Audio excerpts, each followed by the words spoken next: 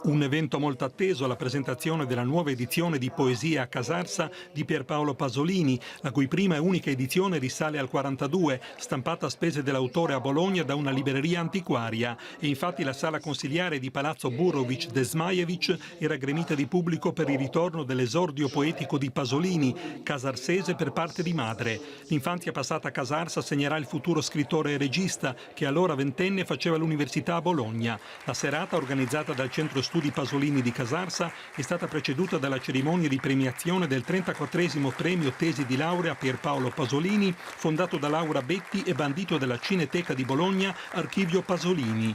Ai saluti delle autorità sono seguiti numerosi interventi, tra i quali quelli di Nico Naldini, poeta, scrittore e cugino di Pasolini, e quello del curatore della riedizione di Poesia a Casarsa, il critico Franco Zabagli.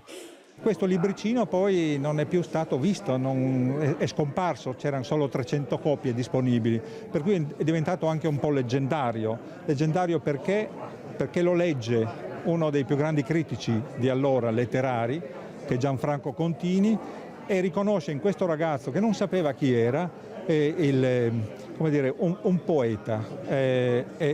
Aver usato il dialetto negli anni del fascismo, il dialetto che il fascismo non amava, viene colto da Contini nel suo valore, e averli scritti in un friulano che non esiste. Pasolini si inventa questa lingua alla ricerca di una utopica lingua della poesia.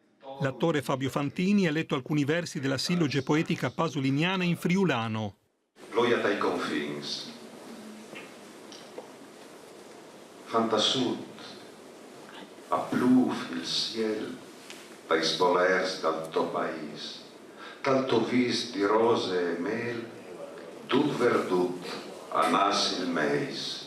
Il Centro Studi di Casarsa ha fatto le cose per bene. Il volume è stato pubblicato dall'editore Ronzani in 2 versioni, un'edizione stampata con gli stessi caratteri usati della tipografia per la prima edizione e una in facsimile, entrambe accompagnate in un cofanetto dal saggio di Franco Zabagli, il primo libro di Pasolini. A un certo punto c'è stata da parte sua l'intuizione di utilizzare l'idioma friulano per esprimere il proprio mondo poetico. Questa che potrebbe sembrare una scelta diciamo così, provinciale o periferica, in realtà rivela prestissimo la grande audacia sperimentale che Pasolini continuerà sempre a avere nelle sue scelte estetiche.